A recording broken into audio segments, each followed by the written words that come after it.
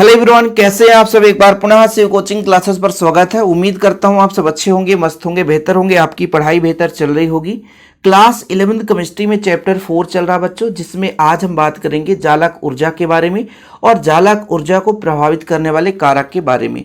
बच्चों क्वेश्चन कैसे पूछा जाता है, जालक ऊर्जा किसे कहते हैं। सबसे पहले तो 1 नंबर में यही पूछ दिया जाता है।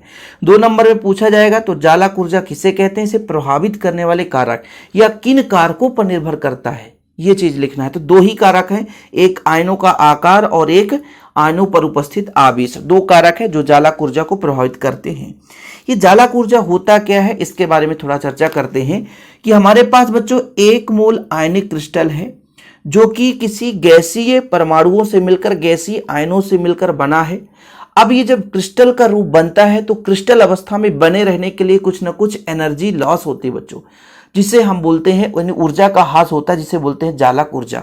अब आपको लगेगा सर ये क्रिस्टल क्या है। देखिए बच्चों, जब आयन आपस में परस्पर आकर्षण बल से एक निश्चित व्यवस्था में बंध जाते हैं तो एक क्रिस्टल का निर्माण कर लेते हैं। जैसे मैं कहता हूं ये प्लस है, ठीक है, और बच्चों ये माइनस है, ये प्लस है, ये माइनस है, ये प्लस है, फिर ये माइनस है, ये प्लस है, ये माइनस है, ये प्लस है, ये माइनस है, फिर इनमें एक निश्चित बंध लग रहा है सब में, वैद्युत आकर्षण बल। तो ये एक निश्चित क्रम में आयन व्यवस्थित हो जाते हैं तो फलस्वरूप एक आकृति बन जाता है, जिसे हम जालक कहते हैं बच्चों। क्या बोलते हैं, जालक बोलते हैं। जैसे आप लोग जब, अब तो सॉलिड स्टेट हट गया है, नहीं तो आयनिक यौगिक बेहतरीन रूप से समझाते थे, पूरा का पूरा सिस्टमेटिक 12th क्लास में है। और भी इसके आगे आप बढ़ा सकते हो, प्लस है, माइनस है, प्लस है, माइनस है, प्लस है, फिर ये बंध बने ही रहेंगे बच्चों। तो इस तरीके से जब आयन एक निश्चित क्रम में व्यवस्थित हो करके, है ना, एक आकृति का निर्माण करते हैं बच्चों, तो ये जालक कहलाते हैं। क्या कहलाते हैं बच्चों, जालक कहलाते हैं। ओके, कोई दिक्कत तो नहीं। जालक का जो लोचा है खत्म हुआ कि जालक है क्या, कि जब आयन परस्पर आकर्षण बल से इस प्रकार से एक निश्चित व्यवस्था बना देते हैं जो एक आकृति से नजर आती है, वो आपका जालक कहलाता है। अब मैं ये कहता हूं कि ये जो जालक है वो 1 मोल है। कितना है बच्चों, 1 मोल। अब इस 1 मोल जालक के निर्माण में हमने कहा कि गैसीय आयन हमने लिया। क्या ले लिया, गैसीय आयन। जब ये गैसीय आयन 1 मोल क्रिस्टल जालक के निर्माण में व्यवस्थित रहते हैं तो भाई इन्हें व्यवस्थित रहने के लिए कुछ ना कुछ एनर्जी लगता है, ऊर्जा लगता है, जो कि ह्रास होता है, उसे हम जालक ऊर्जा कहते हैं। अब आपके मन में आएगा सर कैसे व्यवस्थित रहने के लिए। देखो भाई, जैसे आप लोग मटकी फोड़ तो देखे होंगे, खूब देखे होंगे, तो व्यक्ति खड़े रहते हैं।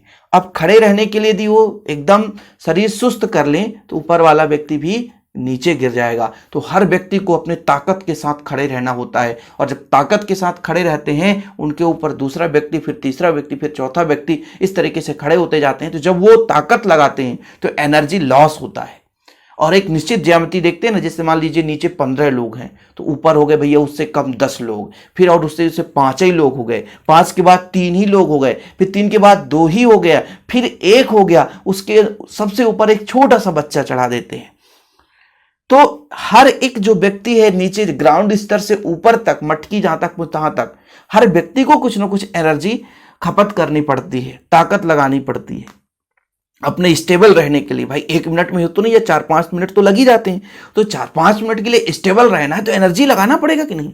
ऐसे ही 1 मोल आयनिक क्रिस्टल के निर्माण में जिन गैसीय आयनों की बात की जा रही है, जिनसे वो मिलकर बने हैं, वो ऊर्जा उत्सर्जित करते हैं, ऊर्जा लॉस करते हैं। बने रहने के लिए ऊर्जा खपत होगी, वही ऊर्जा बच्चों जालक ऊर्जा कहलाती है। और इसका उल्टा भी कह सकते हैं कि जितना ऊर्जा जो लॉस किया है, कहने का मतलब ये टूटेगा तो उतनी ऊर्जा निकलेगा। भाई बनने में उतना एनर्जी लॉस हुआ है, कहने का मतलब बना है, खड़ा है तो ऊर्जा लग रहा है, अब इसी को तोड़ दें तो भी एनर्जी निकलेगा। यानी जैसे हमारे पास कोई क्रिस्टल है, 1 मोल आयनिक क्रिस्टल है, और उसके अवयवी आयनों को पृथक करने के लिए जितनी ऊर्जा की आवश्यकता होती है उसे जालक ऊर्जा कहते हैं। यानी कहने का तात्पर्य हुआ कि भाई साहब कोई हमारे पास गैसीय आयन है, जब वो क्रिस्टल के रूप में बनते हैं तो क्रिस्टल अवस्था में बने रहने के लिए जो एनर्जी खपत होती है वो जालक ऊर्जा है। या कि कोई क्रिस्टल ही है, कोई ठोस क्रिस्टल ही है, वो अवयवी आयनों में विभक्त हो रहा है तो ऊर्जा लग रही है, तो भी वो आपका जालक ऊर्जा है। जालक ऊर्जा 2 चीजों पर निर्भर करता है। मुख्य रूप से हम केवल उतना ही बात करेंगे बच्चों जो आपके एग्जाम के दृष्टिकोण से महत्वपूर्ण है। पहला, आयनों के आकार पर। देखो बच्चों, आयनों का आकार छोटा है तो नाभिक पास पास होंगे।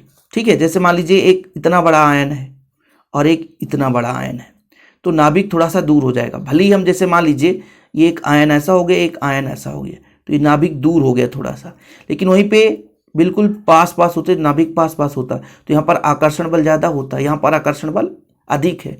सॉरी, यहाँ पर आकर्षण बल कम है क्योंकि नाभिक की दूरी अधिक है। और नाभिक पास पास होता है बच्चों तो आकर्षण बल ज़्यादा है, और नाभिक जब दूर हो जाता है तो आकर्षण बल क्या हो जाता है, कम हो जाता है। ऐसे में दो आयन ले लेता हूं, दो भैया ये आयन हो गए। अब इनके नाभिकों के बीच की दूरी और बढ़ गई, यानी आयनों का आकार यदि छोटा है तो उनके बीच नाभिक की दूरी का मान कम है, जिससे उनके बीच लगने वाला आकर्षण बल बढ़ जाता है। इस प्रकार आयनों से बने जालकों की जालक ऊर्जा का मान उच्च होता है। कुछ समझे आप? नहीं समझे? मैंने ये कहा आयन का आकार छोटा है तो नाभिक पास पास में है, नाभिक पास पास में है तो आकर्षण बल ज़्यादा है। हम किसी दूसरे व्यक्ति से डेली मिलते हैं, अपने दोस्त से, लगाव तो बहुत ज़्यादा होगा। और किसी दोस्त से मान लीजिए 5 दिन में मिलते हैं तो उससे लगाव कम होगा। ये तो डेफिनेट है कि किसी दोस्त से हम डेली मिलते हैं तो लगाव ज़्यादा होगा। यदि किसी दोस्त से डेली नहीं मिलते तो लगाव क्या होगा बच्चों? कम होगा। सही है कि नहीं? तो ऐसे ही यहां पर हम बात करते हैं नाभिकों के बीच की दूरी यदि बढ़ गई तो फिर वहां पे आकर्षण बल कम होगा, लेकिन नाभिक पास पास में तो आकर्षण ज्यादा होता है। ऐसे हम आयन की बात करते हैं कि आयन का आकार यदि छोटा है तो नाभिकों के बीच की दूरी का मान कम है, और नाभिक के बीच की दूरी का मान कम है तो आकर्षण बल का मान ज्यादा है, और आकर्षण बल ज्यादा है तो वहां जालक ऊर्जा का मान उच्च होता है। दूसरा चीज, आयनों पर उपस्थित आवेश। आवेश का मान जितना अधिक होगा तो आकर्षण बल उतना ही प्रबल होगा, और आकर्षण बल ज्यादा है बच्चों तो जालक ऊर्जा का मान उच्च होगा। सिंपल, और कुछ भी नहीं है। मान लीजिए हमारे पास दो आयन हैं, एक पर +3 पॉजिटिव है और एक पर -3 निगेटिव है। अब क्या करोगे? सर 3 पॉजिटिव 3 निगेटिव, आयन ज़्यादा है, आकर्षण क्या होगा? ज़्यादा होगा, और आकर्षण ज़्यादा होने के कारण भाई जालक ऊर्जा का मान क्या हो जाता है? उच्च हो जाता है। तो जालक ऊर्जा को प्रभावित करने वाले कारक में दो कारक हैं। एक पहला आयनों का आकार। आयनों का आकार जितना छोटा होगा नाभिक के बीच की दूरी उतनी कम होगी, नाभिक का आकर्षण बल उतना अधिक होगा, फलस्वरूप जालक ऊर्जा का मान उच्च होगा। आयनों पर उपस्थित आवेश, यदि मान लीजिए किसी आयन पर आवेश की संख्या का मान उच्च है तो उनके बीच आकर्षण बल का मान भी बढ़ जाएगा, फलस्वरूप जालक ऊर्जा का भी मान उच्च होगा। ओके बच्चों, तो जालक ऊर्जा किसे कहते हैं? इसे प्रभावित करने वाले कारक यहाँ से आप जरूर तैयार कर लेना। और चैनल पे पहली बार आए, चैनल को सब्सक्राइब कर लें। बच्चों यदि नोट्स लेना है आपको, नोट्स की बात कर रहा हूँ, सुन लो थोड़ा सा। मेरा व्हाट्सअप नंबर है 9685299149। ये मेरा व्हाट्सअप नंबर है बच्चों। मात्र 100 रुपये चार्ज लगते हैं, एक विषय के ऑल चैप्टर के नोट्स प्रॉपर रूप से दिए जाते हैं। आप लोग जरूर ले लें और तैयारी करें। फिलहाल अभी के लिए इतना ही। जय हिंद, वंदे मातरम।